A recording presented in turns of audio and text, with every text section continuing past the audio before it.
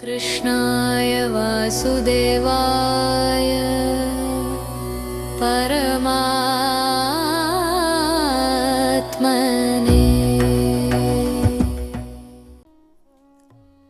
నమస్కారం అందరికీ నా హృదయపూర్వక దసరా శుభాకాంక్షలు. మా ఛానల్ భగవత్ వర్స్కు స్వాగతం. పవిత్ర నవరాత్రుల్లో ఈరోజు మొదటి రోజు. వేరువేరు ప్రాంతాలలో అనేక పద్ధతుల్లో నవరాత్రుల సమయంలో అమ్మవారి సేవలు జరుపుకుంటారు. అయితే మనం మార్కండేయ పురాణం ఆధారంగాను, ఇంకా శృంగేరి సాంప్రదాయం, మళ్ళా శక్తిపీఠమైన శ్రీశైల భ్రమరాంబిక ఆలయంలో పాటించే సాంప్రదాయ పద్ధతుల ఆధారంగాను నవదుర్గ అమ్మవారి 9 అవతార కథలను రోజుకో కథ చొప్పున చెప్పుకుంటాం. ఈరోజు మొదటగా మన చిన్ని భాగవతార్ మనకు అమ్మవారి మొదటి అవతారమైన శైలపుత్రి అమ్మవారి కథను వివరిస్తారు. మీరందరూ చక్కగా ఈ నవరాత్రుల 9 రోజులు ప్రతిరోజు ఒక అమ్మవారి కథను విని ఆనందిస్తారని ఆశిస్తున్నాను. ఇంకా ఆలస్యం ఎందుకు, కథలోకి దిగుదాం. శ్రీమాత్రే నమః. వందే వాంఛిత లాభాయ చంద్రార్ధకృతశేఖరాం వృషారూఢాం శూలధరాం శైలపుత్రీం యశస్వినీం. చంద్రవంకన శిరోభూషణంగా ధరించి, వృషభాన్ని అధిరోహించి, చేతిలో శూలాన్ని పట్టుకుని ఉండే యశస్విని అయిన శైలపుత్రీ దేవికి మా ప్రార్థనలు. ప్రియ భక్తులారా, మీ అందరికీ దసరా శుభాకాంక్షలు. నవరాత్రుల తొలి రోజు మహాకాళీ స్వరూపినికి అంకితం. ఇది మనలోని దుర్భావాలను తొలగించుకోవడానికి ప్రార్థన చేసే రోజు. ఈ శక్తి మొదటి రూపం శైలపుత్రి అమ్మవారు. ధైర్యం, సహనం, భక్తికి ప్రతీక. ఇప్పుడు మనం ఆమె దివ్య కథ విందాం. పూర్వం దక్ష ప్రజాపతి అనే ఒక శక్తివంతమైన రాజు ఉండేవాడు. అతనికి అనేక మంది కుమార్తెలు. వారిలో ఒకరు సతీదేవి. సతీదేవి చిన్నతనం నుంచే మహాశివునిపై భక్తి కలిగి ఉండేది. తన తండ్రి ఇష్టానికి వ్యతిరేకంగా కఠోర తపస్సు చేసి శివుడినే తన భర్తగా పొందాలని నిశ్చయించుకుంది. ఆమె తపస్సుకు మెచ్చి శివుడు ఆమెను వివాహం చేసుకున్నాడు. అయితే దక్షుడికి శివుడంటే అస్సలు ఇష్టం ఉండేది కాదు. శివుడిని తన స్థాయికి తక్కువగా చూసేవాడు. ఒకసారి దక్షుడు ఒక పెద్ద యజ్ఞాన్ని ఏర్పాటు చేసి సమస్త దేవతలను, ఋషులను ఆహ్వానించాడు. కానీ తన కుమార్తె అయిన సతీదేవిని, అల్లుడైన శివుడిని మాత్రం ఆహ్వానించలేదు. ఈ విషయం తెలుసుకున్న సతీదేవి ఆహ్వానం లేకపోయినా పుట్టింటి యజ్ఞానికి వెళ్ళాలని పట్టుబట్టింది. శివుడు ఆమెను వారించినా వినకుండా సతీదేవి యజ్ఞానికి బయలుదేరింది. అక్కడ ఆమెను చూసిన దక్షుడు శివుడిని తీవ్రంగా అవమానించాడు. సతీదేవి తన తండ్రి దక్షునితో ఇలా అన్నది: తండ్రి, నువ్వు నా భర్త శివుడిని అవమానించావు. ఆయన జగన్నాథుడు, లోకానికి శ్రేయస్సు కలిగించే పరమేశ్వరుడు. నీకు అర్థం కాని దైవాన్ని తక్కువ చేసి చూడజాలదు. సతీ, నీవు నా కుమార్తెవే, కాని నీ భర్తను నేను నా అల్లుడుగా అంగీకరించలేను. భూతగణాలతో తిరిగేవాడిని దేవతలతో సమానంగా నేను ఎప్పటికీ చూడలేను. భర్తని తూళనారతాన్ని భరించలేకపోయిన సతీదేవి అగ్నిప్రవేశం చేసి ఆత్మాహుతి చేసుకుంది.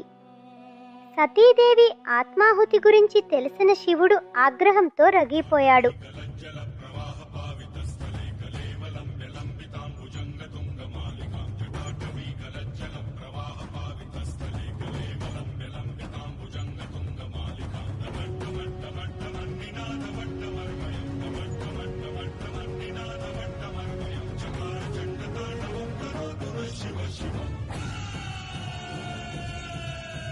తన జటను నేలకు కొట్టగా దాని మించి వీరభద్రుడు ఉద్భవించాడు.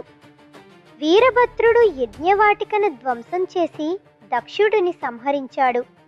ఆ తర్వాత శివుడు సతీదేవి మృతదేహాన్ని భుజాన వేసుకుని దుఃఖంతో విశ్వమంతా తిరిగాడు. సతీదేవి పార్థివ శరీరం పడిన ప్రాంతాలలో శక్తిపీఠాలు వెలిశాయి.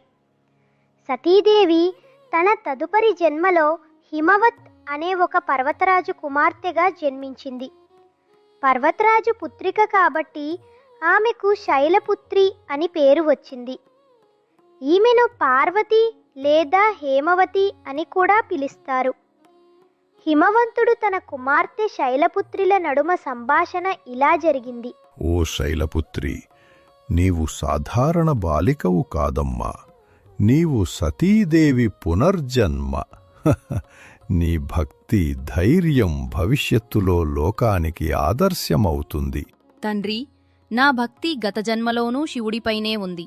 ఈ జన్మలోనూ ఆయనను భర్తగా పొందడానికి నేను తపస్సు చేస్తాను. ఆయనకే నేను అంకితం. మునుపటి జన్మలో శివుడి పట్ల ఉన్న ప్రేమ ఈ జన్మలోనూ కొనసాగింది. శైలపుత్రిగా జన్మించిన అమ్మవారు శివుడినే భర్తగా పొందాలని చిన్నతనం నుంచే ఆశపడింది. ఈసారి కూడా ఆమె తన లక్ష్యాన్ని సాధించడం కోసం కఠోర తపస్సు చేసింది. అమ్మవారి తపస్సుకు మెచ్చి శివుడు ఆమెను వివాహమాడి తిరిగి తన అర్ధాంగిగా చేసుకున్నాడు. శైలపుత్రి ధైర్యానికి, సహనానికి, భక్తికి ప్రతీక. ఈమె శివుని వాహనమైన నందిని అధిరోహించి చేతిలో కమలం త్రిశూలం ధరించి తలపై చంద్రవంకతో ఉంటుంది.